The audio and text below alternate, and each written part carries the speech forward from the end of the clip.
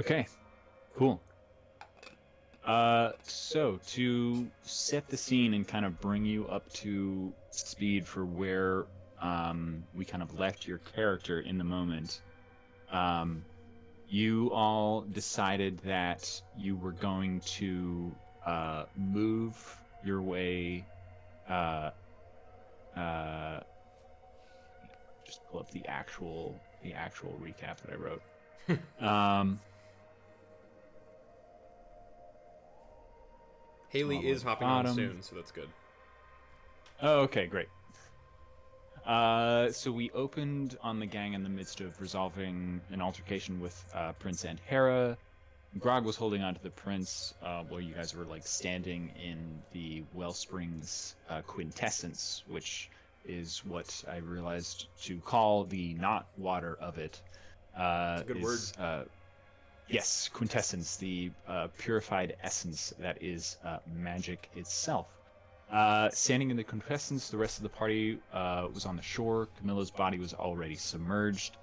Zephyrus tried to levitate Camilla's body, but nothing happened because you guys realized it was sort of incorporeal because she was already in the Wellsprings magic and was already taken it in, like inhaled it. So you all decided it would be fine if you didn't pour the Wellspring magic quintessence on the statues like you had done with Camilla to free her, because they've waited a while and they can wait a bit longer. Grog then sat down the prince. Shadow started talking because he drank some of the quintessence. He can talk Uh, now? Shadow can talk now, yes, as he drank the quintessence. Yes. He just sounds like me. So Terrific. no funny voice. He just came back and was like, the water tastes weird. Whoa. That's kind of cool. He's like, you told me to fetch something, and I got. There's nothing here, so I just drank some water because I was thirsty, and then. Yeah. So Shadow can talk now because he's a smart boy. Hell yeah. So Grog sat down the prince and informed the prince, informed you that, according to sort of like old stories and legends that he knew and had read, as the archfey of sorrow and stories, that submerging yourself, which you guys all then decided to do after this, sends your mind and your soul to a demiplane while your body stays sort of incorporeal in the Feywild, in the Wellspring. Your incorporeal body can't be moved or like interacted with, but will be damaged over time as your body and your mind is changed by the magic that is sort of like infusing you with these new powers and abilities. Mechanically, this is the saving throws that we'll be doing throughout this encounter as you go through. So everyone kind of like grabbed hands, stripped down, walked in, left their equipment, because magical items would be dispelled. The only person still with them on is the circlet that Azilia has, and the Queen's Eye is still in Zephyrus' eye, because they're two sort of special artifacts. Sure. Rather than just like regular magical items that you guys have. Stepping into it, you all found yourselves in this courtyard of a palace that was sort of like went on endlessly, sort of banners and flags flapping in the different colors of the autumn courts, dark blues, oranges, greens, and yellows, representing summer, spring, fall, and winter. Going through, the architecture is sort of incongruous. Like lots of it would be like a sort of classical Renaissance, cobblestone, flagstone, whatever walls, and like dark marble, but then like immediately jut up against like smooth, perfectly flat, like white marble, and then like sort of like columns and arches, and then would hit like a giant tower that's just smooth, perfect like jade with like no windows, but like a purple like bulbous tower. Sure. Sort of a strange, incongruous palace that they keep walking through, but eventually find themselves in this gallery of these objects that are sort of like floating in this space. And if you didn't see them, they were all of these items that I put up on Instagram, and I had the cards for them to check out. But it's a cloak, a book, a mug, flowers, a bird in a bird cage, a weapon that seems to be made of light and sort of like shifting, a cup of wine, and a mirror. And those were all sort of like floating in this space, and they had the different sigils of that bit of prose in front of each one that sort of hinted at what they were all about. And what those sort of boons were you to take it, that you would be able to like sort of like endure having that thing sort of infuse itself with the magic, and they could actually see like what the saves were on that instead of their individual ones being specific. And in the middle of this sort of like gallery, which was sort of standing over a void with two kind of like walkways, this is sort of like this hanging area with like a lot of space around it. You have these 8 floating objects. There were also 7 doors, and a bunch of keys on a pedestal in the middle, relating to a bunch of doors that were just kind of like standing, like freestanding, also on the perimeter of this sort of like round gallery area. Each one was specific to the other PCs. Grog's was sort of a smooth stone door with, I can actually drop this in the chat for you.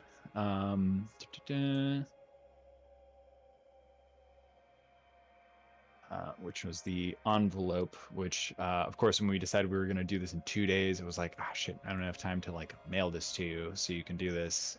But I'll just drop it in the D&D chat.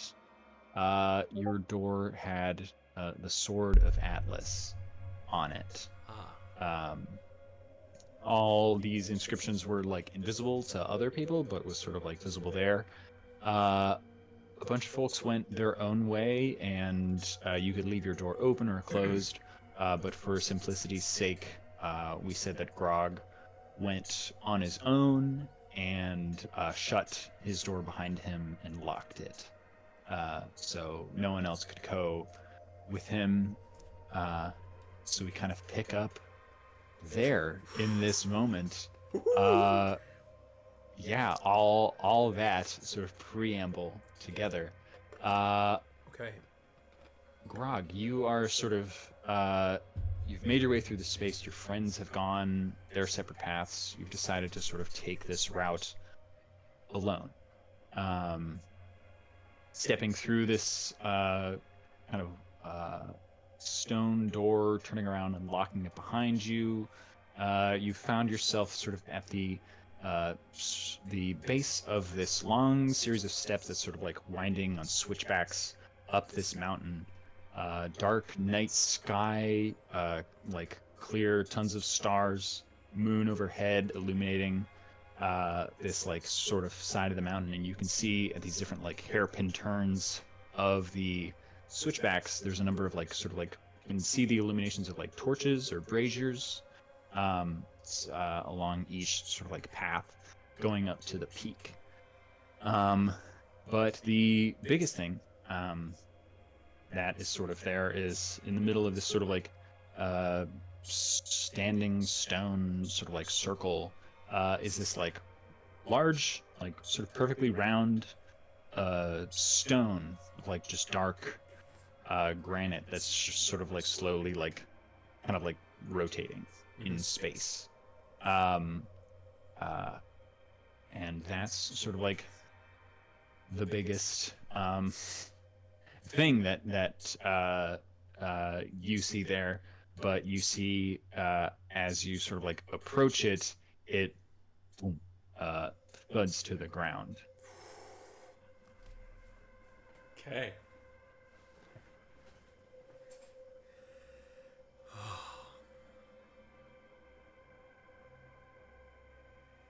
This is the kind of space that you're in, and that's the only other motion besides sort of this cold wind. Is a large stone And I'm in just front of you that yeah. I'm just in my skivvies. Like I don't have like you guys, when you arrived, you were all sort of transported there with just like your normal clothes. Okay. So Okay. basically unarmed and unarmored. Sure. Just a challenge of your strength, skill, and will. Sure. Whatever you can do. Doesn't look like something that you could just hit. Yeah. Can I approach the stone and kind of like Yeah. inspect it? Yeah. Give me a little investigation.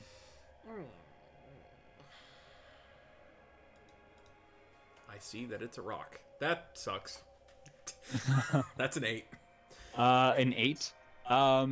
This looks like, even with an 8, this looks like a really round rock.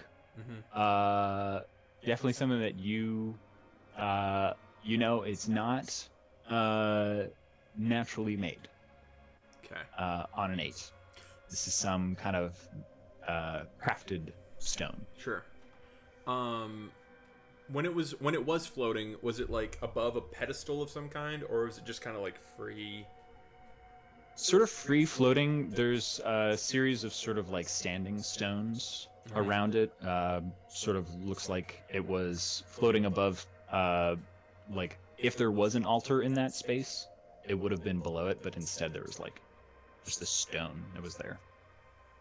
Can I pick it up? Or try to pick it up? Yeah. Yeah. Go ahead and give me a strength saving throw as you do this. Oh my god, that's awful. That's a 10. 10? Okay. So the first DC for this is 10. The final DC is 30. Which for you technically is impossible. There is a mechanic that I designed for this that the rest of the gang can use their reaction to roll one of their hit die, so it's like a relative scale to them. Sure. And they will take that amount of damage, but they will lower your DC by that amount. Yikes. So just a little bit of a sacrificial thing for that. But you hit the DC, so only taking half damage for this. Which for you, because you're a barbarian, this is just a D10. It's a 9, halved to a 4. And I will DM you this spell that you immediately have access to, called the World Bearer. No fucking way. Can I read it out loud? Sure. Yeah. I guess. Oh yeah, because the others are gonna listen. Yeah. Yeah. The World Bearer, first level transmutation, 1 action, ritual, 10 minutes. Oh boy. Concentration for up to a minute. And it lasts 8 hours. So the in parentheses, that's the ritual task. Okay. Your carrying capacity so if you... is doubled, and you may add your strength modifier to charisma saving throws. Each level above first multiplies your carrying capacity by the spell's level. If cast as a ritual, this spell does not require concentration. At higher levels, casting this at 3rd level makes your size increase from a medium to large, and your weapon attacks do an extra 1d8 of the weapon's damage type for the duration. And casting this at 5th level increases your size to huge, and damage die becomes 2d8. Holy moly! Sheesh! Big boy! Yeah. So lifting this stone, you feel change in your body as you're sort of infused with this. But as your sort of giant strength, you're able to carry the stone no problem. And you see sort of the only way to go is up towards these various braziers. Okay. I will allow sort of like this is sort of progressing narratively, but if you have sort of any like actions that you want to take sort of on your turn, Sure. these saving throws happen at the end of your turn after like the sort of like narrative moment has played out. Sure. So you have like actions, bonus actions if you want to cast anything on yourself at that point. And mechanically, this stone only weighs like 100 pounds, so you're able to carry it comfortably. Okay. Just kind of like pick it up on a shoulder, and you're like, yeah, I've done this before. This is any type of, you know, small calf you've carried before. Sure. So yeah, you make your way up, getting to the first switchback.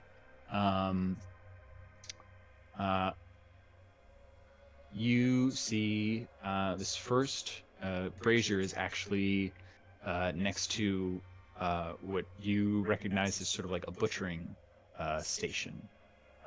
Something from back in your village that would be there. Sort of like a rough, like sturdy plank table that's been set up with the corpse of a saber-toothed tiger, mostly intact, with just, you can see this sort of very well-made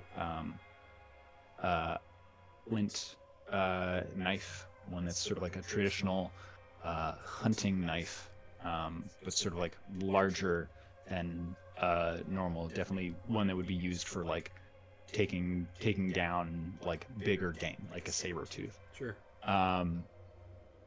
You can see the stone knife already sort of bloody on the tip, and sort of this like acrid smoke smell, something unlike sort of coal or wood is kind of drifting from it. And as you kind of come up and set down the boulder, big thud, you are kind of like walking towards it, and you feel like your fangs of your beast form start to extend. Give me another little investigation, or even say like nature. Okay. Or medicine, I guess, but probably nature. Oh, that was an investigation. But that was a 16. Do you want me to roll a nature one instead? 16 works. Okay. Kind of going up. You've kind of seen stuff like this before, with, you know, taking out prey and bringing it back. This looks to be something that hasn't been like cleaned or anything, but on a 16 you do see, kind of inspecting it, that the two long teeth that are usually there have been pulled out. And on a 16 investigation, you also notice that there are two sort of like burnt long pieces of what you can assume to be the teeth that are burning in the brazier, creating this acrid smell. Whoa. Okay. Hi. Haley has just joined us. Muted. Yeah. So that's what you see, and you also feel, without any compulsion of your own, that your fangs of the beast extend. Okay.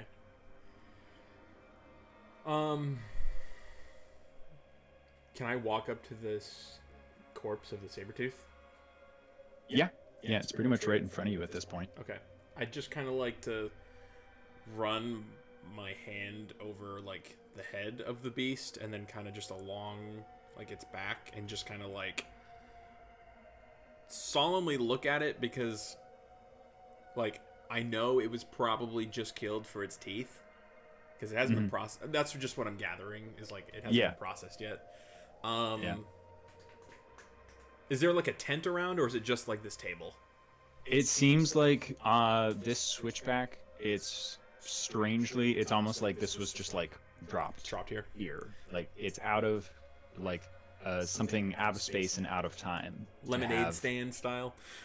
Yeah, yeah, very much lemonade stand, but it seems to have just been used to pry out its teeth and sort of have them burned.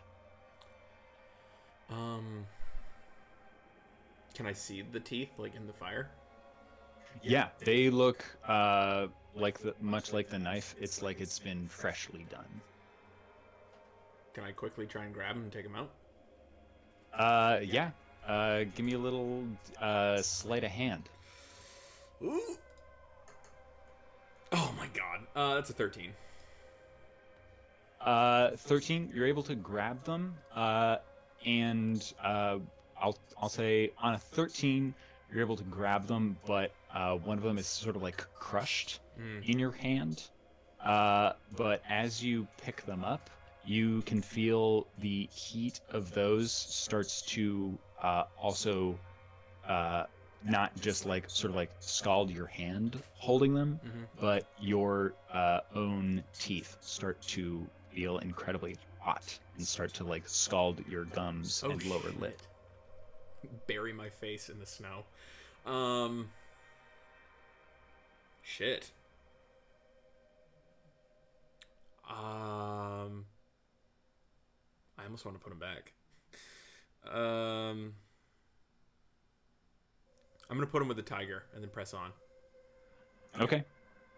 Great. Kind of like put them like together, like now that the tiger is like whole again. Okay. Sweet. So you do that. You are going to do that. You feel the fangs that have now like burned into your lips and your gums completely disintegrate and fall out of your mouth. Sort of like turning back, gums now bleeding. You see the stone has gotten larger. Okay. And give me another little investigation. Sure. As you kind of go to sort of pick it up. Oh my gosh. Dirty 20, baby. Dirty 20. Looking at this, now that it's gotten larger somehow, you can see that there is detail on it, almost like this stone, which is sort of like a regular granite, now seems to be a little bit more of like a marbling on it, that the marbling sort of looks like something that's like been unnaturally, like some sort of like magically designed into it to give it these kind of like swirling patterns, what almost look like clouds on it. On a 20, with that, it looks to be a little bit more ornate and a little bit more magical than it was. And I need you to give me another Constitution saving throw as your teeth are removed. A 26, baby! I'm fucking that 26. 20. You, incredible. Yes! I'm going to send you this next one. Hell yeah. You immediately have this effect on you, if you want to read it. Folkloric lineage. Giants are the enemies in many folktales and legends. While your size is increased beyond medium, humanoids attack with advantage when they have an ally within 5 feet. Yo! Yo! Yep. I'm not even scared. I'm not even scared. Yeah. You also take 7 points of damage on that. Is that halved or is that just 7? That's the halved. It was 14 halved because you passed the DC of 15. Where you at right Fantastic. now with HP? We are at 70 hit points. That's where you are right now. I've lost 11 since we started. Yeah, he's got a lot more than you guys. Gotcha. So Uh, that's why we stick with tanky bitches, baby. Absolute beefcakes. Incredible.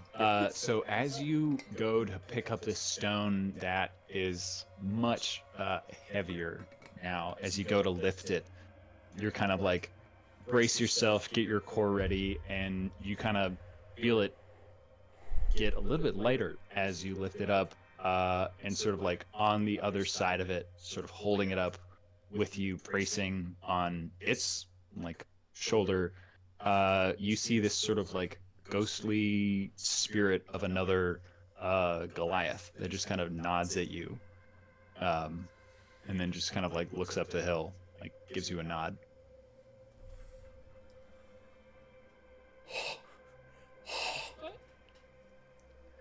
Okay.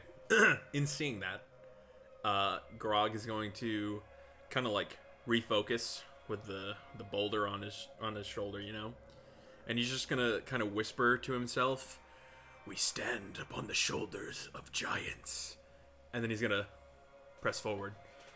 All right.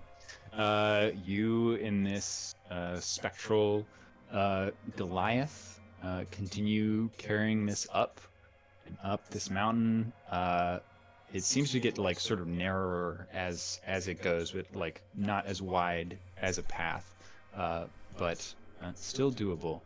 The second one of these sort of braziers that you get to, you see sort of the uh, same table, no longer with like a saber tooth on it, but you do see a sort of like a like winter hawk, one with like brilliant white feathers, none of which have been plucked, but something that like you'd seen before, like easily shot down. Oh, so it's dead. But Okay, it's not like alive. it's dead. Okay. Yeah. No, it's also on this table. You see the knife again, uh, more bloody this time. Uh, but this hawk there, dead, you can see that its eyes have been carved out. Excuse me, one eye has been carved out. Hmm. Is the eye anywhere? Can I look for that, or is that just good? Give me a little perception check as you kind of scan the area. 15. It's an eye. Yeah. I will say on a 15, you don't see it, but kind of passive insight would give you the idea that such a small object would be easily burned Sure. in there. Hello. Okay, kind of the same thing. I'm going to approach the hawk. And kind of just, you know, inspect it. There's nothing else around, right? It's just this hawk on the table. It's the hawk on the table with a knife.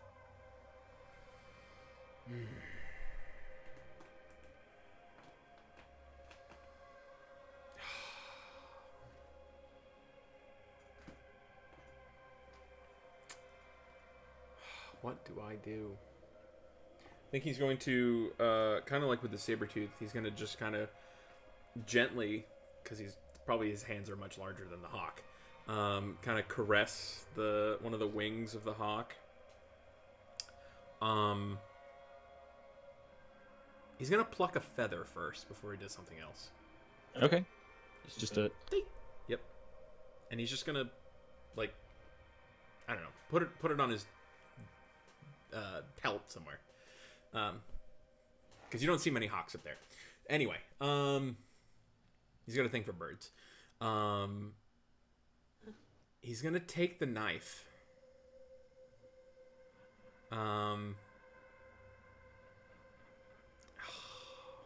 I'll say, as you pick it up, this feels like it was made for you. Fits perfectly into your hand. Okay. Can I inspect the knife? Yeah. Do you want me to make like You, a perception check? yeah, just a little investigation, low DC, as you do this. Sweet. That's a 17. 17. You look at this knife.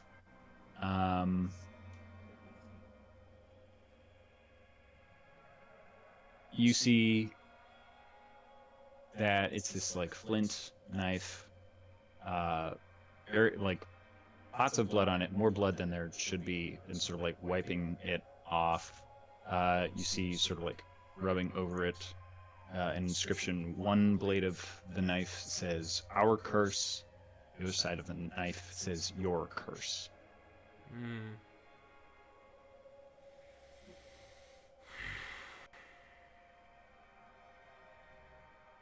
Grog's gonna cut himself. Okay. Trigger warning for trigger warning for people who are watching this. All right. That was a little late. Yeah. Shit. My bad. I've never done a trigger warning before. We're gonna cut this whole thing, Daniel. Right. Okay. Right here. Yep. And now. All right. So trigger warning. If you go further for this is going to be some self-harm / self-mutilation. You pick up the knife. Where do you go to cut yourself with the knife? I think he's gonna. He said the eyes are ripped out. I really don't want to fucking rip out my own eye.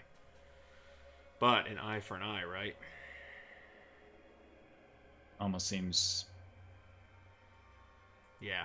Grog's gonna take out his left eye. Okay. You go to do that. Either a dexterity or constitution saving throw of your choice. Oof. Oh, what is that? Okay. Question on the rules. Yeah, what's up? I have advantage on dex saving throws against effects that you can see while not blinded, deafened, or incapacitated. I just want to know before I roll this. Yeah, we'll say. What did you? I'm so sorry. Did you get a nat 1 or? I haven't rolled anything yet, but I just wanted to know like what that means. I'm gonna say because this is a magical effect in this moment, I will allow you, because you are doing this to yourself, if you want to give yourself advantage, you may do so. Okay, I'm gonna go for it, I guess. First one is a 16, and the second one is a fucking nat 1. So hell yeah. Okay. So a nat 1. In this case, this triggers a threshold that the rest of the party did not hit. No one else got a nat 1, so you're the first one to experience this. I'll send you the ability that you get right now. Even though I succeeded? You failed, so you are going to take a full amount of damage. Oh shit, okay. As well as... So it's 14 points of damage. And you used a dexterity saving throw. Yep. Your dexterity score goes down by 2. Shit. The overall score or the like? Your bonus? overall. Okay. You can modify that in the character builder. Yep.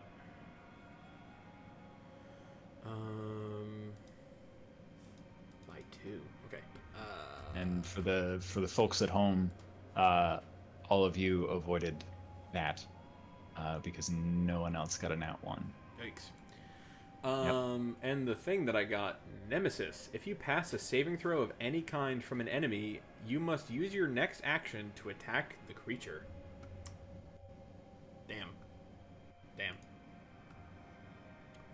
Um, base score. How do I change it? Can I just do There should be a -2? box further down that's like overall Oh, override or yeah. something. And what, do I just hit enter? Oh, what if I just hit override score? Oh yeah, that'll do it. So it's just 16?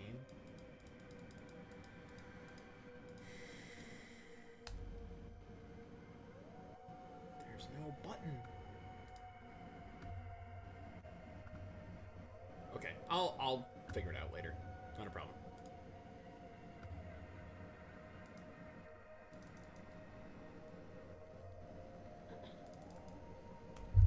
One six. Apparently that didn't do anything. But that's okay. Oh, there we go. It did it. Okay. And did you take the damage? 14? Oh, 14. No, I did not. Yep. Yikes. Okay, that one hurt.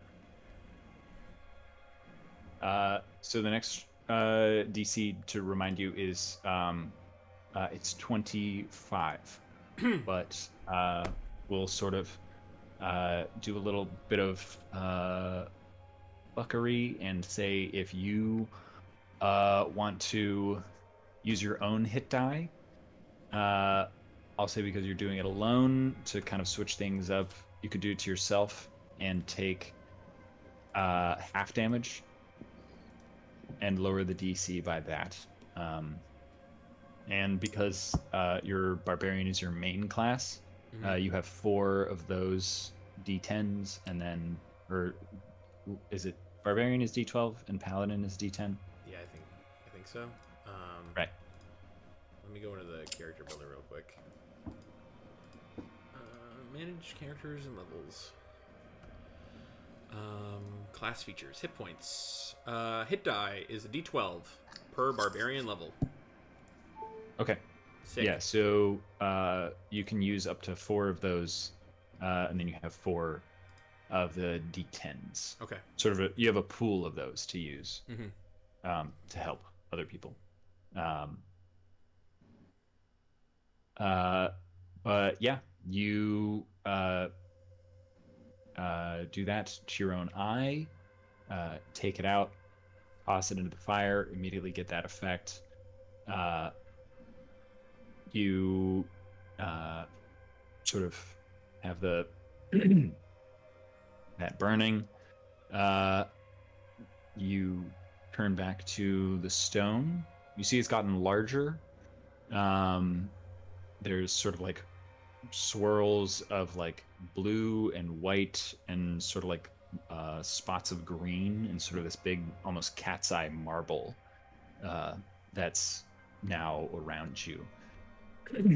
And sort of the white swirls in it almost look to be like moving under the surface of it, sort of this like swirls of like white almost like trails of like mist or like clouds like underneath of this like brilliant blue that's sort of like dulled, looks like it's inside this it has gotten lighter, but you'll still be able to just barely pick it up. And as you do feel it get lighter again, and you see not one, but there is now a third, or excuse me, a second. There are 3 of you now. There's a second sort of like spiritual Goliath that also has a missing eye. And the other one kind of grins at you. See, he's missing teeth. The second one has an eye patch. Helps you carry it up. Stone has gotten larger. The path is getting a little bit smaller. As you go, you're able to make it up further and further. You see the like night sky even like more clearly now. Like it couldn't, but it's like the brilliance of the stars almost like outshines the moon at this point. going up, you come to the third switchback, and at this point, you kind of have to work together with the spirits to set this down so that it doesn't roll off the side of the mountain. Kind of setting it down, you're able to rest, still sweating with the effort at this point, although the cold air is sort of like cooling you off. And at this point, you do see the spirits, unlike the first one that seemed to like disappear. The other two are sort of now like almost waiting, like sort of observing at this point.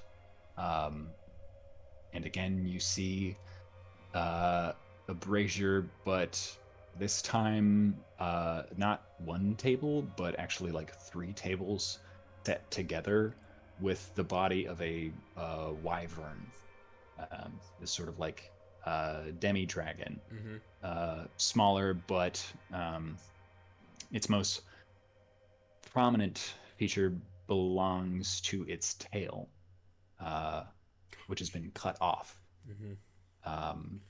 And you can see pieces of it have been tossed into this like brazier, and the smell of burning scales and flesh and bone is all that you can kind of smell at this point beyond the crisp mountain air. And I need you to make a either Constitution or Strength save. This is not part of it, but we'll just see what happens. Okay, I'm gonna make a Strength saving throw right now. That's a fucking dirty 20, baby. Dirty 20, awesome. So your pants do not rip as your beast's tail emerges and sort of conjures itself, in like goes down sort of like your pant leg. What does your tail look like as you're able to like kind of shimmy it out of the way while it's like sort of stuck in your pants? Sure. So I think in the description of like this Path of the Beast in D&D, it's like a spiked tail. But I always pictured his tail as kind of like more like it's kind of like a bone. Like it's like there's no flesh to it. It's almost like scorpion like, where its tail is segmented. Yeah. And then it comes to like a fine point like a scorpion's would, but it's kind of like flat, like up at that top. Oh yeah, nice, like sort of spade. Yeah. But it's nice. segmented, and like it looks like it would be. Yeah. There's no flesh to it. It's just bone. Yeah. So your tail sort of conjures itself. You go to like kind of get it out of your pants, and hands touching it, pulling it out. It is scaly, no bone to it, long and kind of sinewy, with the tip of it in sort of the shape of a diamond, but much like a dragon's is a diamond. Wyvern's tail actually has a notch in the end. It's how you can differentiate them at a great distance. Yours also has a notch in it. And I should say the axe is no longer on the table. Instead, it is an axe. You mean the knife is no longer on the table? Yeah, excuse me. The knife. I was like, there's no axe, but there is an axe.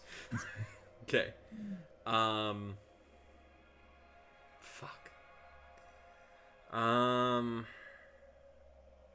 Grog is just gonna look at the specters real quick with his tail in one hand and go, I can only assume what this is about. They nod. Yeah. He's gonna go up to the table and look at the wyvern, kind of like, ugh, like trash, like he's, just another dead fiend essentially, and grabs the axe and then grabs his tail and kind of. One of the specters comes over, and as you go to like grab your tail, it goes over and kind of pulls the tail taut for you. And the other one comes over and like for the axe. Yeah. He's gonna just kind of think back to, his upbringing and how, like, he was raised, and, the first time that he saw this tail. And he was terrified. He had no idea what this was. And in growing up, learning that it's more of a tool or more than a tool, and like an extension of his own body and what he can do. But it was ugly. Like, he wasn't always a fan of it. And then very quickly looks at the specters and just gives a nod to the one with the axe and just. Yep. Swift strike cuts through flesh and bone and sinew very easily. Another well-crafted stone tool. Another 2 quick strikes as you feel the blood soaking sort of your pants as your tail sort of deforms, disintegrates, just sort of a wet bleeding spot, and you see the specters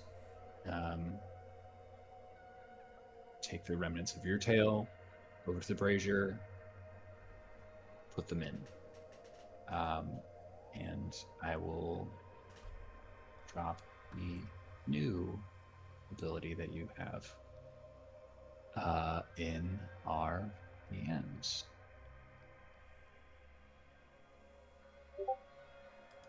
And PB stands for proficiency bonus. Immovable. Proficiency bonus per day, 1 reaction. If you or an ally within 5 feet fail a saving throw to be knocked prone or otherwise moved against your or their will by an enemy's non-magical attack or ability, you can use your reaction to make yourself or your ally succeed instead. Damn. Mm-hmm. You can be a fucking wall. Hell yeah. Sweet. Okay. So, I need you to make another saving throw. I will say this one is the DC 25. So if you want to use one of your hit die to lower that DC, but also take that damage, you may do so. Otherwise, I'll tell you I'm rolling 4d10 currently. Yep. So what is that, a D12 that I add? What did I say? Yeah. Do you want me to roll that D12 now? Yes. Okay. Because that'll lower the DC. It's currently that's an 8. 25. An 8. That brings it down to 12. Or no, you said 25 is what it. 17. Sorry. Yeah. Yeah. Okay. Yep. So 17 Constitution saving throw. Or fuck, what did I put for this one? 10. Okay. Fail on that one. It was almost an at 20. An additional 18 damage on the fail. Oof. Big chunk right there. Yeah. As they burn that, you feel this next sort of piece of the curse begin to lift, nearly there. And you go to lift up the last, or realize that this is sort of like the last stretch. You're almost to like the peak of this mountain, almost. The stone has gotten much larger, and you actually see that there are two smaller stones that have started to like orbit around it. One's sort of a smaller, sort of like a brilliant pink stone, sort of like a pink quartz, and another that's a larger one and a very pale, sort of like alabaster almost. I guess alabaster is sort of like yellowish, but that's close enough. And you see the sort of like swirling white and blue and greens of this stone has gotten more intricate and more detailed as it goes. Looks like there's almost an entire like world inside of this massive stone that at this point you can't pick up by yourself. This two other spirits are on other corners, and you actually see a third one appears and goes before of you, lifted up. This large orb with two smaller ones orbiting around it are able to carry this magical stone to the very summit of it. As you approach this final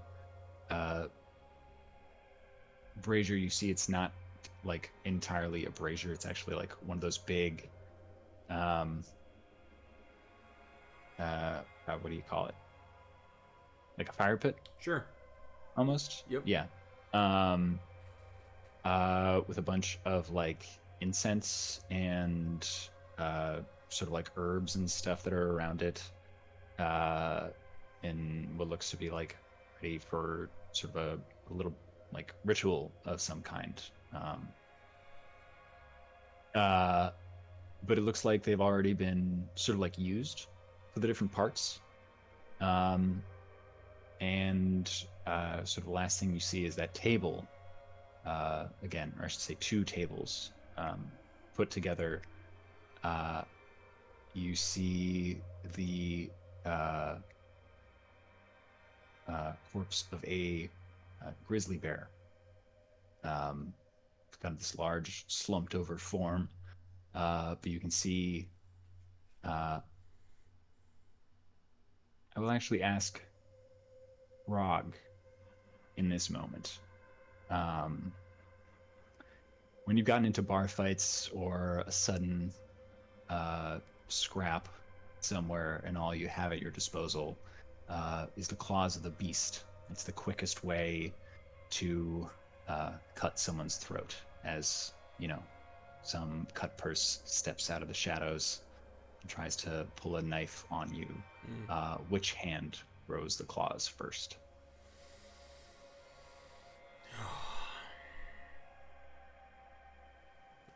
I'm left-handed, so I'd say my left hand. Mm-hmm. Yep. As you approach, you feel your claws extend, and you see the left front paw of this grizzly bear has also been cut off. And again, you see the axe, bloody now, also on the table. Okay. I'll set the stones down.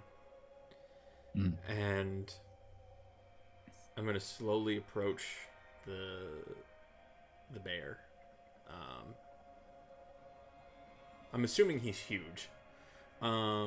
Yeah, grizzly bear size, so about as big as you. Yeah. Maybe bigger. I'm going to just kind of look at the bear, and realize like this symbol, like what Grog kind of has identified as for all these years, for such a long time. He's gonna put his right hand on the bear and kind of just feel the kind of greasy. I don't know if you ever felt a bear before, but their fur is very like greasy, and it's like you haven't showered in a long time. They're very gross. And he's just gonna kind of just kind of take a moment and just be with this bear real quick. And like he's understanding, I think, as time has gone on in this kind of experience, like what's happening, and he's no longer going to be that, like that side of him is no longer going to be. So he's gonna kind of just take this moment, and then he's gonna grab the axe and go and cut his left hand off. Right. You do that. You feel solid strike, a strange disconnect for a moment. Strangely, you see much like when your teeth and your eye were cut out, almost like the wound healed immediately but still bled quite a lot. But as you do, you actually see a spectral hand appear where you've just cut that one off, and you now have access to this first level spell. Fist of the Giant. It's a first level spell. It costs 1 bonus action. It's an evocation spell. You empower an unarmed strike attack with the strength of Atlas behind it. On a hit, the target takes 1d12 of force damage and must pass a strength save against your spell save DC or be pushed back 5 feet and knocked prone. A creature at least one size larger than you has advantage on the saving throw, and a creature at least one size smaller than you has disadvantage. If the target hits a medium or smaller object, the object is moved to an unoccupied space to the left or right of the target. If the target hits a large or solid object like a door, wall, table, etc., the creature takes an additional 1d6 of bludgeoning damage per 5 feet that 5 feet they have moved. The object also takes the same amount of bludgeoning damage. If the object takes enough damage to be destroyed, the target continues to move away from you. Higher levels. For each level above first, the target takes an additional d12. Wow. And is pushed an additional 5 feet to a maximum of 25 feet. Holy fook. And this last one is a DC 30 for you. So, I'm gonna burn. got a pretty big pool of health, but I will be rolling a 4d10 and a 2d12. Can I burn a hit die? Yes, you can burn as many as you want, but I just used one. yes, I'm gonna do 2. I'm gonna do 2. okay, cool. Yikes! That is 6. Okay, That sucks. so lowers by 6. You take half damage because you're doing it for yourself. So the DC is 24. Do you have any saving throws that are a +5? Yeah, I have a strength and constitution saving throw that's +6. Okay. So I will allow either one of those. And I will roll the damage on my end. here we go. Strength saving throw. Atlas, save me. Oh my god, it's a 23. Okay. That one spun a lot. You take 44 points of damage. I'm unconscious. Okay. In this space, sort of the way this is working is this damage is going towards your body that is being changed by the Wellspring. Oh, cool. So you're still conscious. Okay. Because your body has been knocked unconscious, but your mind and your soul is in this demi-plane. Should I put it at 1, or should I... You should be into death saves. Okay, all right. Yep. Okay. Yikes. Yeah. So looking at this sort of like glowing hand, what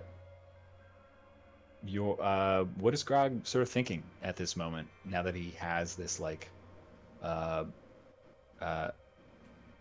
final moment where you may also, if you choose, to change your barbarian subclass to the Spirit Guardians. Yeah, let me do that. As you feel that this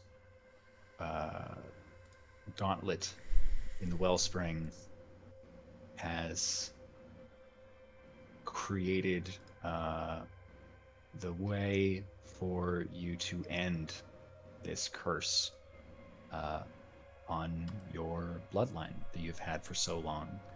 And additionally, you may no longer use your werebearer abilities, as you are solely a Goliath, and no longer have the chance of passing on lycanthropy to your offspring.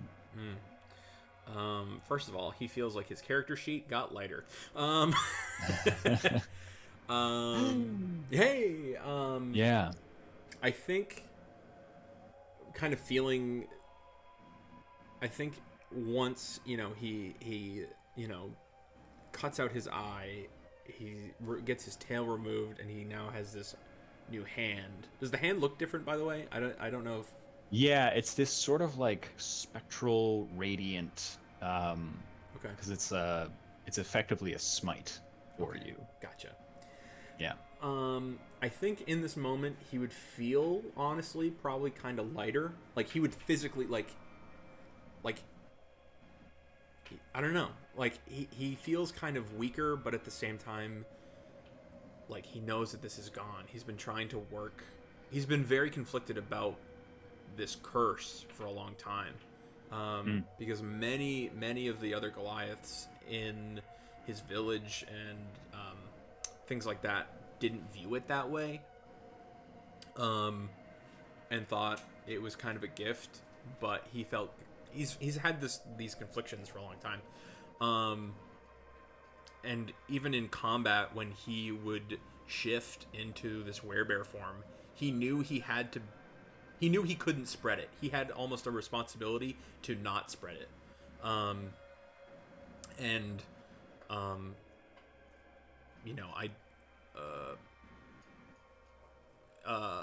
don't know if we've talked about this, but I kind of wrote somewhere that Grog has kids. Maybe I shouldn't have told you that. So I think his offspring are now the only ones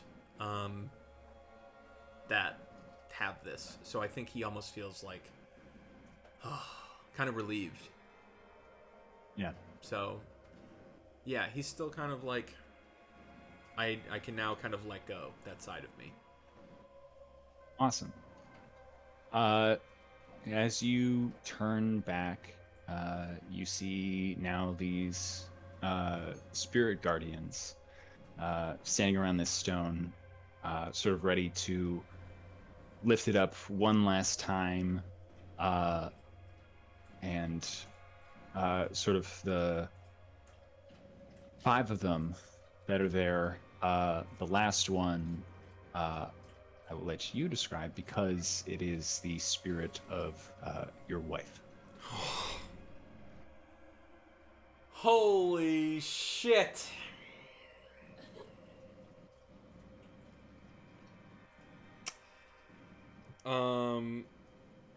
So Grog stands about 7 or 8 feet tall.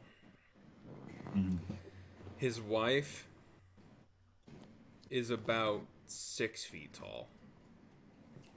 She You have a what? unfortunately, she passed away at some point. I think Grog's wife is a human. Mm-hmm. In kind of his campaigns, in coming down from the spine, I feel like maybe in his passing, he met this woman and brought her back to the spine and kind of brought brought her there. So she's like 6 feet tall. She's got, I think she's not like pale white. She's, man, gosh, this is so hard. She's got kind of auburn hair, blue eyes. She's fit, like she has to live up there, so she's probably like built. Yeah, like she's fit, She's a Batman pajama. Mm-hmm. Yeah. She's a brick. Yeah, she's a fucking brick, yo. But yeah, that's my wife. Hell yeah. So you see, she's the actual like closest one towards you, and as they sort of like all line up to pick up this massive stone at this point, like enormous, not something that should be physically possible to lift. As you're closer to it, you can actually see what you're pressing up against is sort of this like barrier that is holding this world, like lush green landscapes on these like very small continents, like the size of your hand at this point. Large oceans, swirling clouds, ice caps on the poles. As you go to lift it up, you see the rest of them actually step away. And as you bring it over the top of your head, you find yourself no longer on the top of a mountain. You are standing in the void of space. And I will allow Haley, if you want, or I guess Seth, if you want to be around for this. This is the point where the others, telepathically, everyone has been sort of linked, so you've been able to talk. Oh shit! Through these experiences, and that was sort of how the hit die were working. But this is the point where you can kind of feel that connection is severed, because as you are there carrying the world on your shoulders, you see a shape in the stars turn towards you. Simba. A large sort of mass of stars and this strange galaxy sort of snorts and raises its head, gets up on four massive legs, sort of comes eye to eye with you, like stepping across. You see wings spread out, sort of flaps them gently. You see this light trailing behind them as it goes, this sort of like nebula of like radiant light on one side, the other side a wing that sucks in the light and energy of everything around it, closes them up, and in a voice that you have heard momentarily when you touched the circlet on Azilia's head, this creature speaks to you as you stand here in space, and he says, Little giant, now you see me. In my form, the dragon of the void.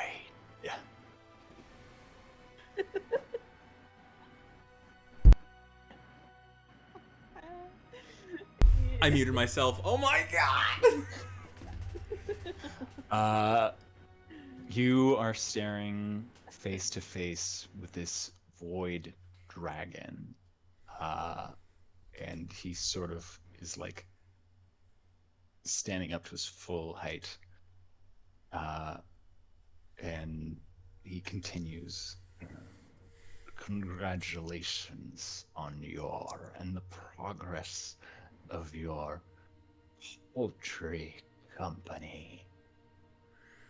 It is only a matter of time until the wizards and spies will locate you.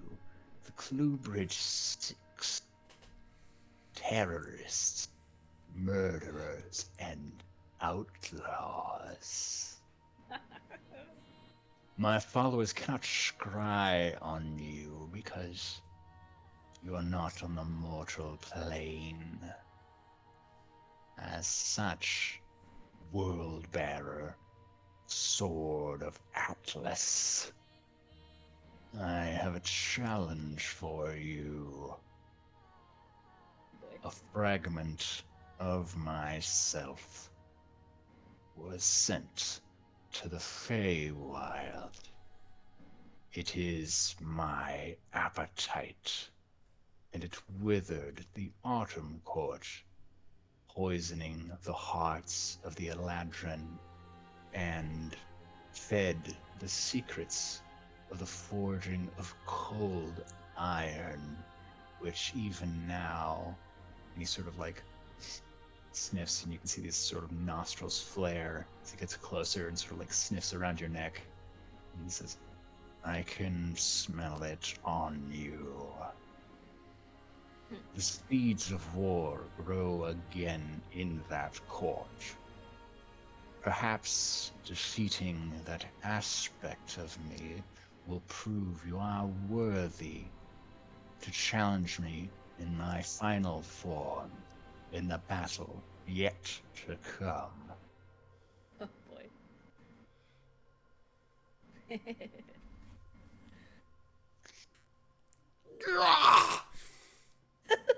Yeah.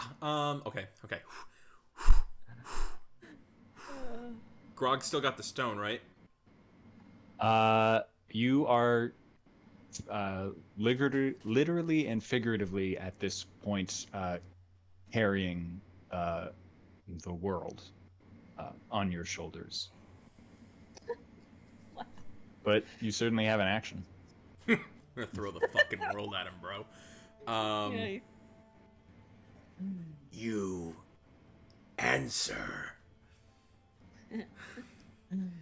We, Cluebridge 6, are not a band of thieves. We are not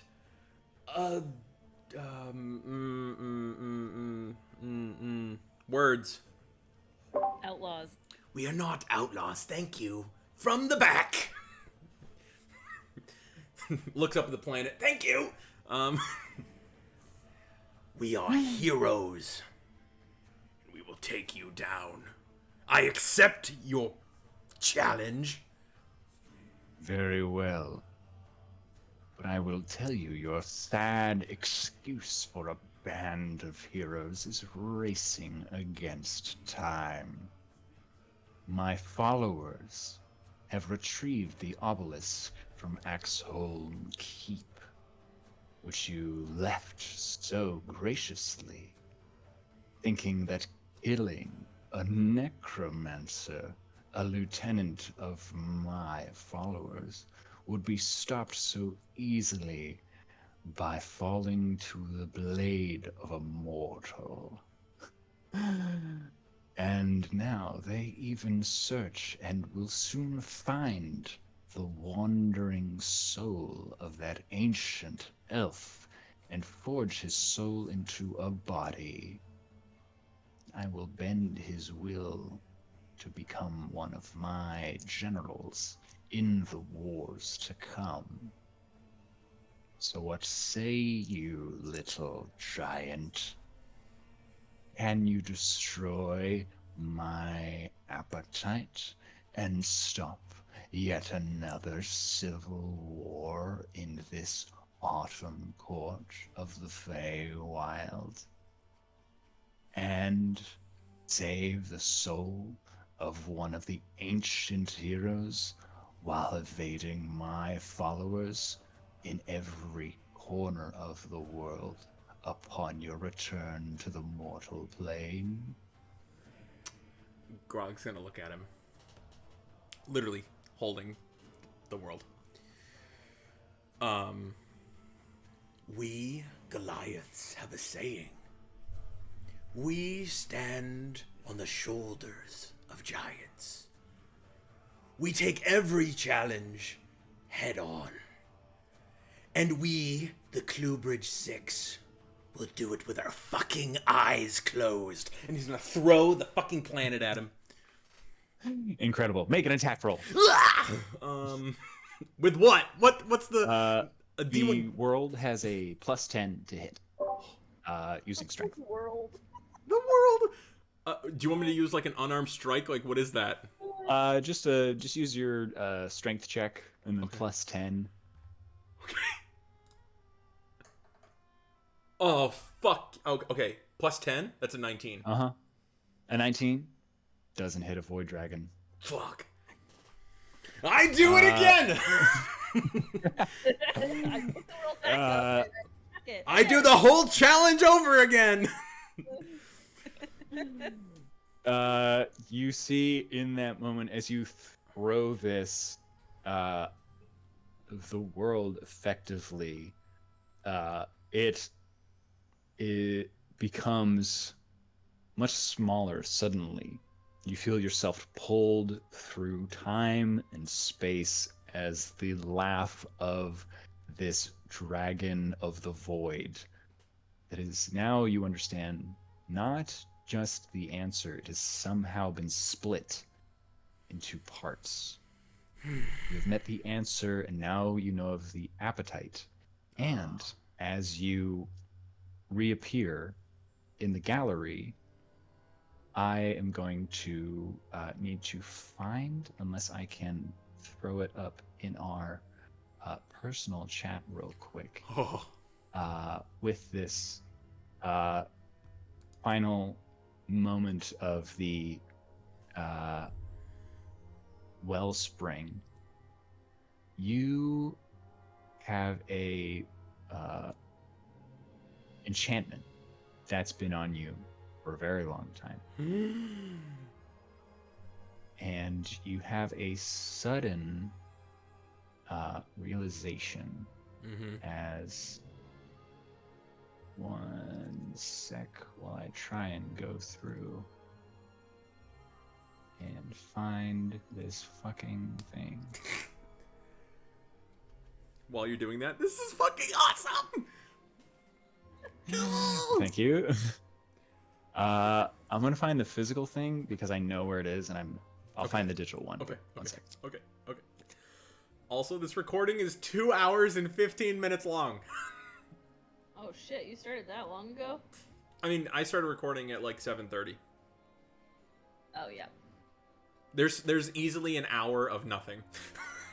It's Daniel and I talking, so there's easily almost an hour of filler. Did you catch up on everything else? Is that why? No. We were just talking about D&D. Oh.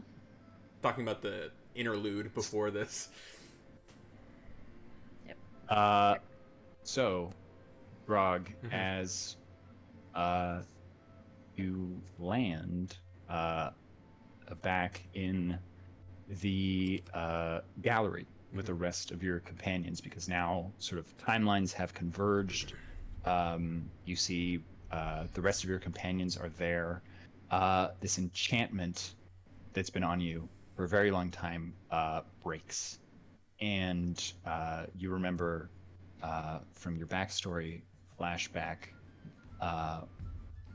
what had transpired, and you remember not seeing a massive rift, as the stories and histories have told for the last 25 years that a warlock opened a rift and summoned a bunch of demons and fiends from the lower planes. Instead, you remember seeing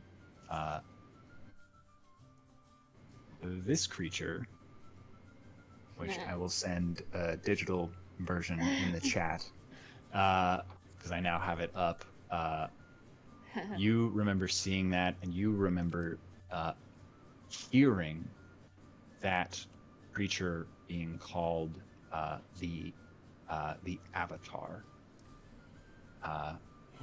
With all that, you know that the three pieces so far you know of this creature are the Answer, which is on the moon, the Appetite, which is on the Feywild, and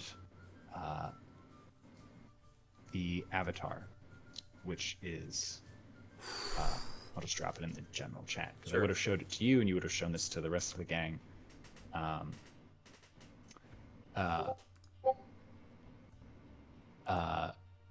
The thing that you fought momentarily and is now stuck in time in the Citadel, in the fallen city of Endless Anor, the massive Warforged construct is one of these things. The three fragments of this void dragon. Two of the keys were used, and the third one kept it locked on the moon with Azilia's Moonstone Circlet being the third. Oh, you're muted. Oh, there we go. Okay, there we go. My bad. That's me fiddling with stuff, and then of course I hit the mute button on my thing. So yeah, filling you in on that because that's sort of like information that came from different sources. And if that's, you can cut it here, basically, because now pretty much everyone except for Rock has had their sort of like everyone's gone through their gauntlet except for Rock now, and they waited until they went with Ada to help them on Ada's gauntlet, and so decided to not do that, but we ran out, and so bringing this back, so the next one we'll be able to do Rock all together, basically. But now a bunch of people have a bunch of separate pieces of information that sort of you guys have all had sort of in these like siloed things, where in the moment when people went to the split telepathy was when I took people outside and had like one-on-one chats. Oh, that's sick. Yeah. So that was the like, hey, if you want to cut that whole thing with the Answer off, I'll say like use like the telepathy is cut off. Up to you if you want to do that when you share it, because it's like I took everyone else outside, and if you want to share what happened, Why did you? Oh my gosh. Yeah, because I realized we recorded it, and so like this is sort of Haley being a fly on the wall was here for it. I leave that to you if you want to share it in the recording, or if you want to share it like in character. Yeah. What time? Yeah. It's 2 hours, 16 minutes, and 57 seconds. Okay, great. That we're having this conversation. So I'll remember that and then go back to that because I'm not going to remember when that happened. Yeah, no worries. I didn't like do a clap to give you a marker. That's okay. on each part. This is a work in progress. So, wow. Yeah. So that's that's all I got. That's Grog's gauntlet. And you were also at 0 hit points, like a handful of your friends. A handful, but not everyone. Yes. Dumb question. Could someone have casted a spell in this like thing? I didn't even really think of doing that. And that might be game changing or game breaking. Oh no, yeah, you still have like your actions. You still have access to your spell slots, all that stuff. Shit. Folks were kind of going together so that they could cast like Aura of Vitality, or I think was the one that people were able to use a couple times. Yup. To kind of heal everyone. Gotcha. I will get into the. Crazy healing thing. I don't remember what it was, but before we even went in, so we all had full hit points. Yeah. So everyone had full HP. The other thing that you got, that you would have found in your pocket, or that I of course didn't actually write it in my notes, but everyone has this talisman with them. Yours is a little symbol of like the hand holding a stone, Oh, like a small model of the world, because that's like a symbol of Atlas. sure. Just like a hand holding an orb, Mm-hmm. sort of. And it's made of iron with like sapphires and rubies on it, and that's your sort of like talisman that you can see. The center of your chest is sort of connected to, and everyone has found them in their like first like room section of their gauntlet. Gotcha. Everyone found those. So each of you have like a different one that you're sort of carrying with you, and Azealia knows what they are. They do. Yeah, because Kinvara was able to like identify it, and told her what they do. Vara, yeah, I saw her. Yeah. Wow. We also we saw. Oh yeah, I guess we saw Grog's death in Ada's gauntlet. Ada's gauntlet was watching us all die. Yeah. I'm actually gonna be genuinely upset if Grog fails all these death saves. Yeah. Yeah. Do you wanna tell Seth what Stella's talisman is? Oh, her talisman is a piece of cornbread. What the fuck? It's a little Such an metal asshole. cornbread. It is incredible. It's metal. We It was didn't just know what like- there were four, and we just were going around in a circle, and like it came upon me when I had to pick like what the object was for her. I could have picked like a leaf or like anything. Yep.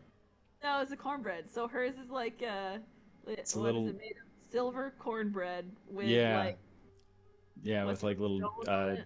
yeah, with other gemstones. Where did cornbread come from? Like, did you have some? No, this is an old bit. Oh. This is an old bit from like There this a time? God damn it. no, it was from a long time ago. They met a dragon on a skyship, and then the last time when you guys were on the skyship with Morella and Loris going to Mount Zizek after the flyby night exploded, which that's why people think you're terrorists now. Gotcha. Yep. Because the ship exploded, but Zul offhandedly mentioned, yeah, that was me making an escape. Remember how I was talking about how chaotic or neutral evil? He's Yep. like, Get blamed for yeah, shit. He's not even here. He's dead. yeah, He's Yeah. dead. yeah. He's gone. The bit was that Ella was like she chose to be down in the cook's The galley. Yeah. making and she was making food and Daniel's like, what food are you making? And she's like, cornbread. We're like, what? And so the bit from then was that she just always would be making cornbread on the ship, and then Yep. And just- so the first thing I'm like, it's gotta be cornbread. yep. When that's your bit and you stick to it, your friends are gonna make your talisman Wow. You gave me into no that. Wow. Yeah. I think what else would you have been privy to? Zephyrus can fly. Uh, Sick. they got pulled. They were like flying over the Feywild. Azilea was running through the Beastlands. Very cool. Um, I was a giant golden eagle. It was massive. yeah, Sick. It was so wild. fun. Yeah, wild Yeah. shaping. Shadow can talk. Anything else that I missed? Is that all the big stuff? Yeah. I think Yeah. so. Nobody picked up the boons for that. No one picked up the artifacts. So those are all just there, still in the gallery. And I will get into the death saving throws sitch um, when we go forward, because it is an alternative system that I will explain in the future. Because basically, your body is at 0 hit points, but you're no longer doing the gauntlet, so things get a little bit wiggly wobbly. What do you need to succeed on a death save? You need an 11. I believe it's a 10 or higher, so the odds are a little bit in your favor.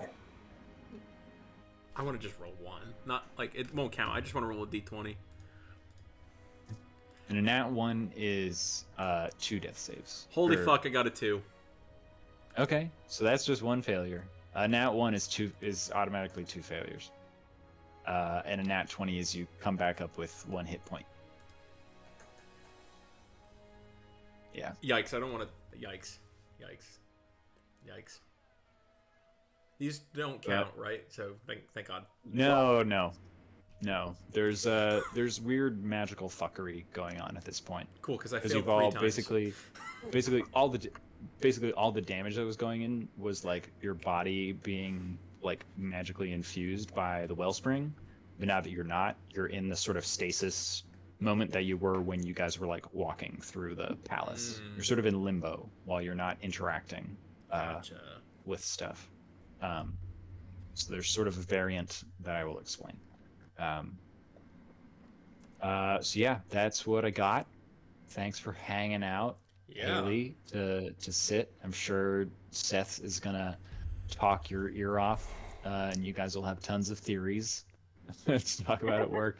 Well, he needs to fill me in about the beginning. I can always go back and listen to it now, but Yeah, We we won't just get to we it just all. we just talked D&D stuff. I did reveal a couple things that you guys missed in the past, but fun thing, if Seth himself was paying attention, all of the things that I dropped are things that are relevant to what the Void Dragon mentioned. Yeah. So it's almost like I planned it.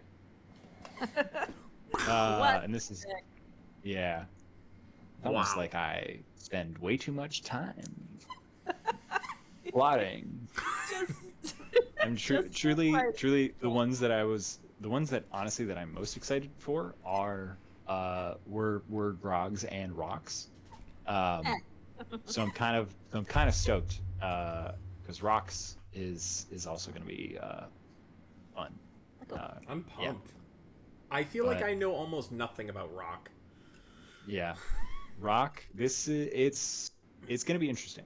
Oh, I should also mention, if you want, because you've been issued this challenge by this Void Dragon, if you want to change your Paladin oath to Oath of Conquest or Glory, I think Glory is the one that I was looking at. That makes more sense for an oath. You may do that if you so wish, because you've accepted this challenge. You said the Oath of Devotion? I believe it's Oath of Glory. Oh, I Is don't have that. Oh, you don't have Oath of Glory. That's I have weird. Conquest, Devotion, Redemption, which is the one that I have now. I have Vengeance, Ancients, the Oath of the Crown, the Oath of the Watchers, and Oathbreaker. Okay. It might be Oath of the Crown. It would be either Crown or Conquest then. All right, I'll check Conquest real quick. Yeah, why don't you have Glory? Maybe I'm thinking. Maybe I'm confusing Oath of. Conquering Presence. You can use your channel divinity to exude a terrifying presence. As an action, you force a creature of your choice that you can see within 30 feet of you make a Wisdom saving throw. On a failed save, a creature becomes frightened of you. A frightened creature can repeat the saving throw at the end of each of its turns, ending the effect. And then it has Guided Strike. You can use your channel divinity to strike with a supernatural accuracy. When you make an attack roll, you can use your channel divinity to gain a +10 bonus to the roll. Holy shit. You make this choice after you see the roll, but before the DM says whether the attack hits or misses. Shit. Is that the one that you were thinking of? It was either I figured flavor wise it was that or this Oath of Glory, because straight up like the one liner or the two liner is paladins who take the Oath of Glory believe they and their companions are destined to achieve glory through deeds of heroism. They train diligently and encourage their companions so are ready when destiny calls. That's kind of cool. Yeah. You get Guiding Bolt, Heroism, Enhance Ability, Magic Weapon, your Channel Divinity, bonus action, you have advantage on Strength and Dex, Inspiring Smite, Channel Divinity, you give people temp hit points. Sick. That might be kind of cool. Alacrity, people can move faster, Glorious Defense, reaction gives people AC. Yeah, so Conquest might fit flavor wise better. Okay. It's basically like, I know this is like a double reclass for you. Yeah. But it gives you that little bit of a change up, because you're not so much about redemption now, you're about taking on this fucking dragon. So now you guys know about all the three parts of the BBEG, and then its final form, of course. Tip my hand a little bit. Ooh, my Great Axe to hit is now a +7 instead of a +10. Or no, that should be the same, right? Yeah. Yeah. Weird. Okay. You guys should give me some ideas about what to turn the circlet into. Turn it into? Yeah. Oh yeah. So that. A bracelet. Yeah. Well, Basically, whatever you turn it into, the circlet, because I'm basically pulling from like, if it's on your head, it's gonna make you like your intelligence and wisdom go up. If you put it like on your throat, you'd have like better charisma. If it's like jewelry there, if it's like on a hand, you'll get like if you do like a bracer or like a piece on your chest or like a pauldron, it'll be like a boost to AC, boost to Dex, something like that. That's sort of like wasn't able to convey fully over text. And if you did the weapon, that would be like a basically there's a what is it called? Eldritch Knight basically has a weapon that they can like bond themselves to, so they can summon that. Like Thor. Oh my god, I'm becoming Thor. Not like Thor. You can literally like you reach out your hand and it appears in your hand. That's cool. Yeah. So that's basically like, yeah. So that's sort of like you like the basically whatever you like you put it onto. If you decide to bind it to yourself, you'll be like, okay. You could leave it as a circlet and just say, I'm gonna bind myself to the circlet. It'll like attach to your head. If it's a weapon, basically it'll like thorns into your hand, but then it'll like vanish until you like go out and like grab it, and then it'll like boom. So Kinvara's thing was the circlet. That's why it was this. Yep. And that was like the other. Yeah, and you saw other people with like the like spikes on like their throats and around their heads and like arms and hands and stuff. So yeah, Seth, I met all the past. Are they all wood elves? Wood elf druids? They are all former bearers You of met the Yeah. the Moonstone. fucking past avatars. Did. Yeah. That's And cool.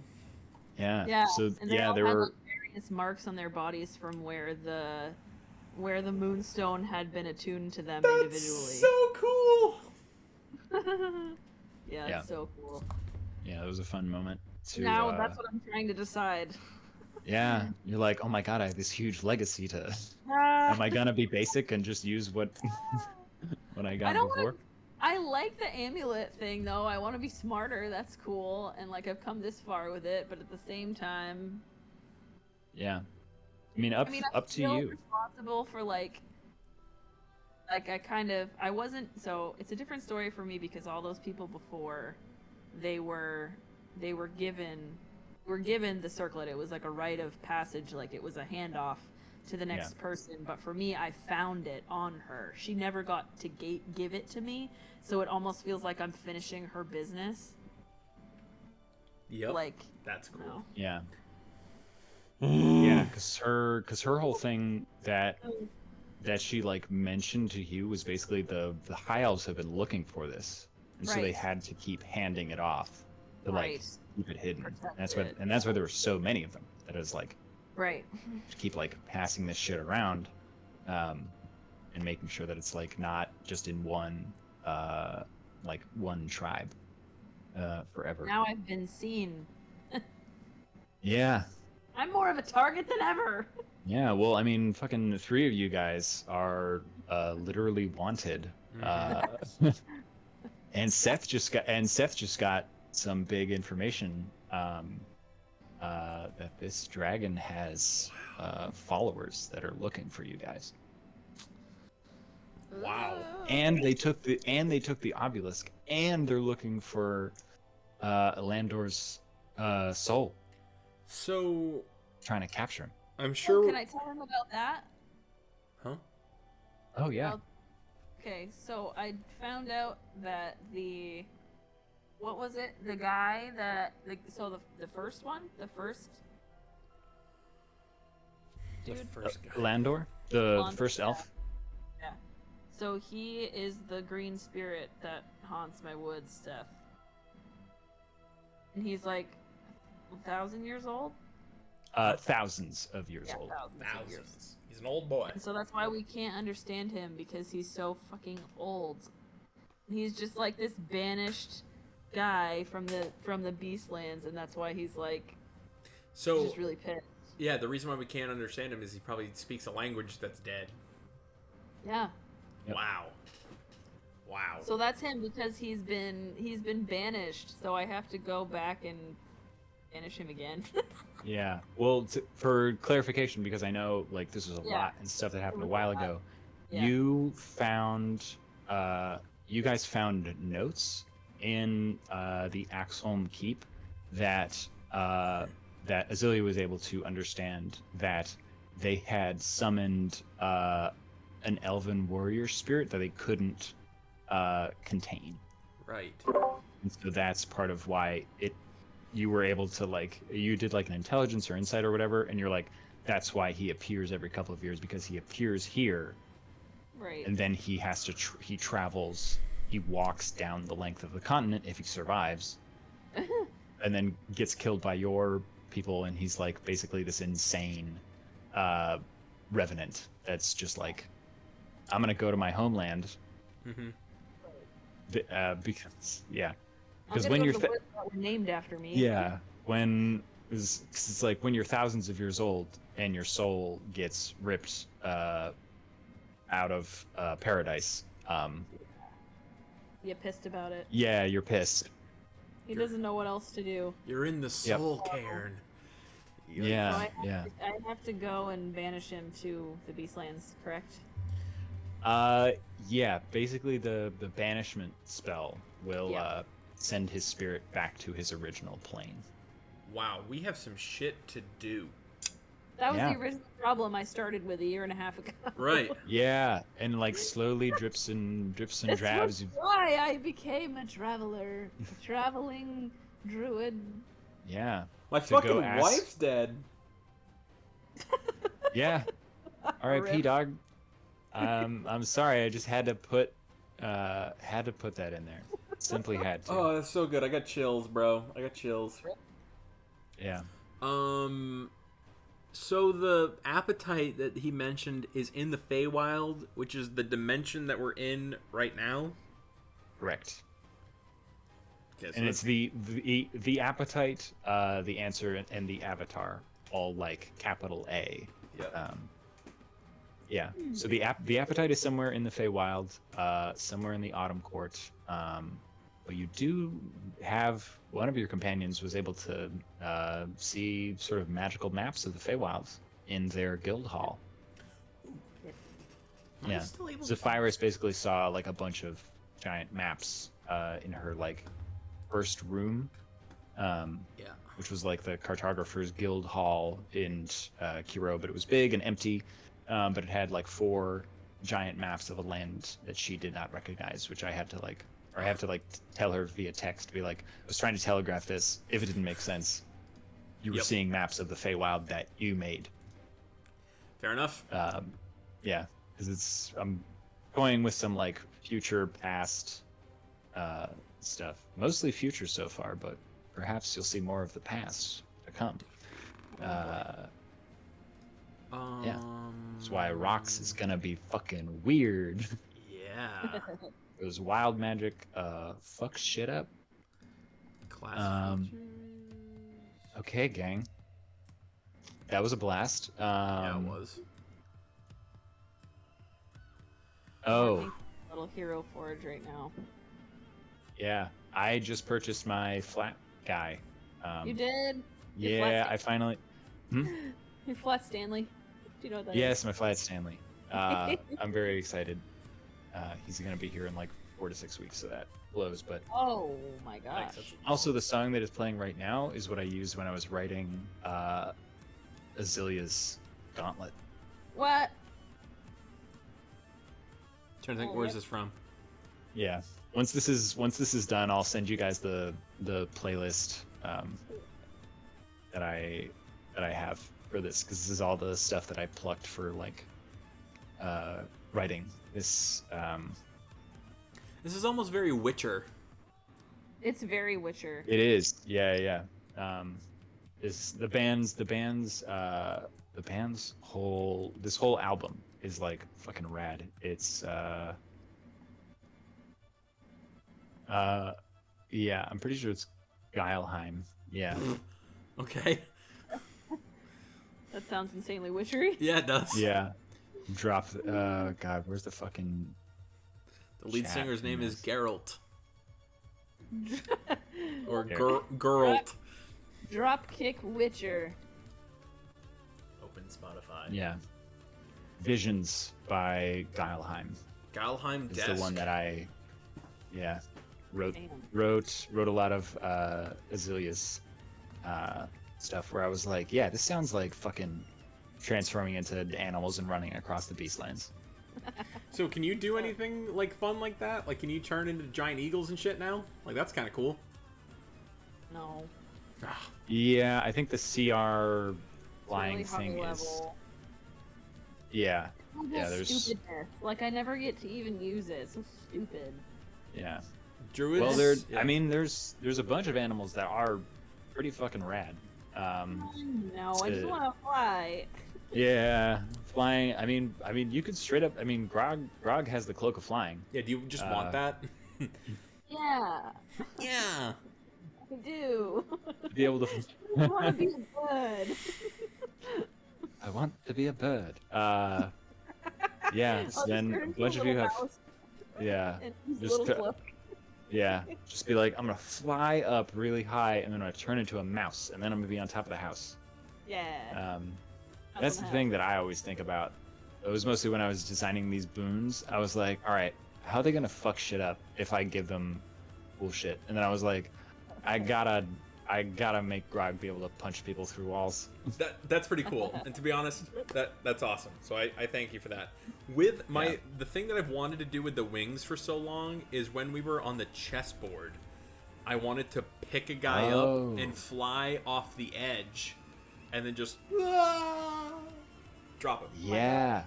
Oh, that could have been fucking brutal. Yeah, yeah. That's why I was like, I'm gonna fucking. Yeah. Oh shit. Because I think Camilla. I mean, I think her stat. Oh, I have her stat block right here. I think she can only cast Dimension Door once a day. Damn.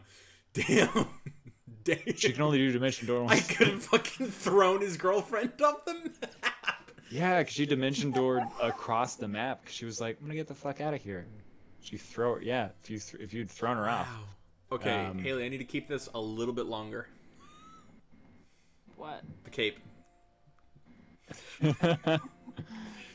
Fine. To throw her off. Oh, great. Friend you are. Stumped friend. Dang. Okay. Cool. 9:30. I'm gonna go eat. You guys have fun chatting, coming up with theories and ideas for ideas for jewelry and or armor or badass weapons that you could I'm summon. redoing my whole outfit right now. The whole thing. Oh, that's awesome. Yeah, be like, I need a new aesthetic. It's a. Here, hold on. I haven't done her hair yet, so don't. Well, hold on. Let me give her hair really quick and I'll. Oh, you do. I forgot. You can do screen share. Okay, I'm gonna stop recording now.